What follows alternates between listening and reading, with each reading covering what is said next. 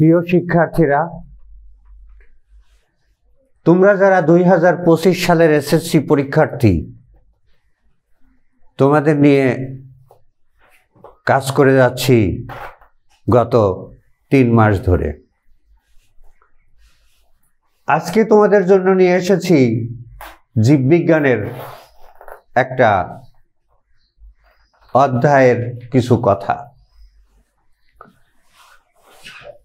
এটা 5ম অধ্যায়, খাদ্য পরিপুষ্টি। তোমরা নিশ্চয়ই দেখে বুঝতে পেরেছ।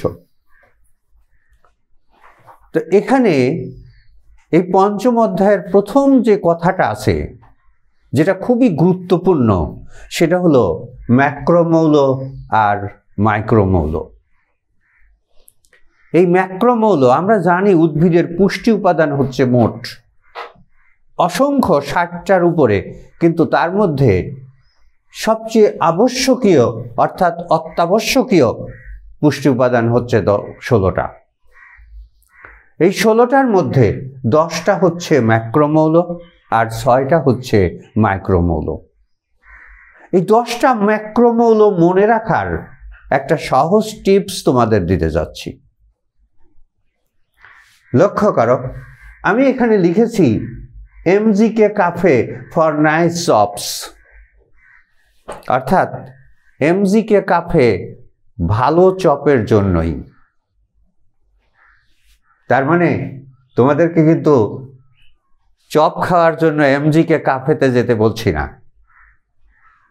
এটা হলো তোমাদের ম্যাক্রোমৌল চেনার একটা উপায়, অত্যন্ত সহজ উপায়। তোমরা এই কথাটা সহজেই মনে রাখতে পারবে যে এমজিকে cafe for nice chops. MG হচ্ছে ম্যাগনেসিয়াম। এবার লক্ষ্য করো, এমজি ম্যাগনেসিয়াম।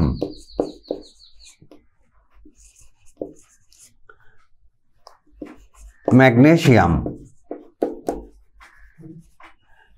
কেতে পটাশিয়াম, অর্থাৎ এটার নাম নেওয়া হয়েছে ল্যাটিন নাম কেলিয়াম থেকে। ল্যাটিন নাম কেলিয়াম থেকে পটাশিয়াম নেওয়া হয়েছে, কেলিয়াম। এখানে ক্যালসিয়াম, তারপর এফিতে তোমরা জানো যে ফেরাম, ল্যাটিন নাম থেকে আয়রনের নামকরণ করা হয়েছে ফেরাম।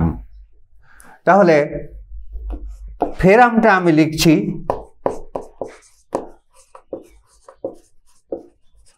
আর এই ফর দিয়ে কোনো কিছুই বোঝাচ্ছে না। এখানে নাইসের এন দিয়ে নাইট্রোজেন, নাইস এই এনটা দিয়ে নাইট্রোজেন বোঝানো হয়েছে, নাইট্রোজেন। আর বাকি থাকলো চপস, CHOPS। সিতে কার্বন,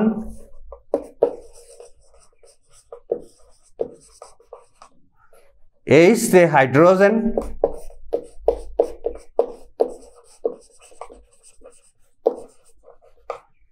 ও তে অক্সিজেন,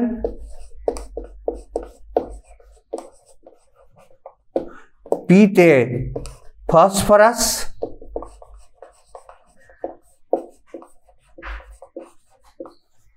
আর এস তে হচ্ছে সালফার।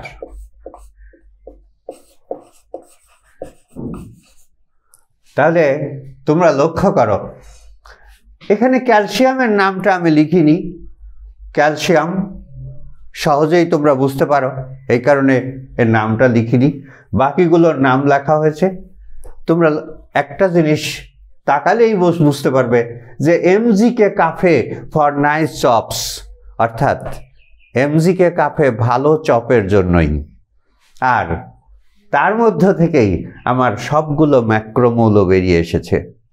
তোমরা ম্যাক্রোমৌলগুলোর নাম এভাবে মনে রাখতে পারো, তোমাদের বুঝতেও সহজ হবে। এবং এটা তোমরা পরীক্ষায় লিখতে গিয়ে যখন 10টা ম্যাক্রোমৌলের নাম লিখতে বলবে, অর্থাৎ 2 মার্কের প্রশ্নে, খ নম্বর প্রশ্নে, তখন তোমরা অনেকেই কোনোটা ভুলে যাও, ঠিক মতো লিখতে পারো না। অনেকেই পরেরটার নাম কি এটা নিয়ে দ্বিধাদ্বন্দ্বে পড়ে যাও। যদি তোমরা এই কথাটা মনে রাখো তাহলে কোনো কিছুই ভুল হবে না। প্রিয় শিক্ষার্থীরা, নিশ্চয়ই বুঝতে পারছো যে তোমাদের অধ্যয়নকে সহজ করার চেষ্টা করা হচ্ছে। তোমরা আমার এই চ্যানেলটা সাবস্ক্রাইব করে আমাদের সাথে থাকো। ভবিষ্যতে আমি তোমাদের আরো সহজ টিপস দেব ইনশাআল্লাহ।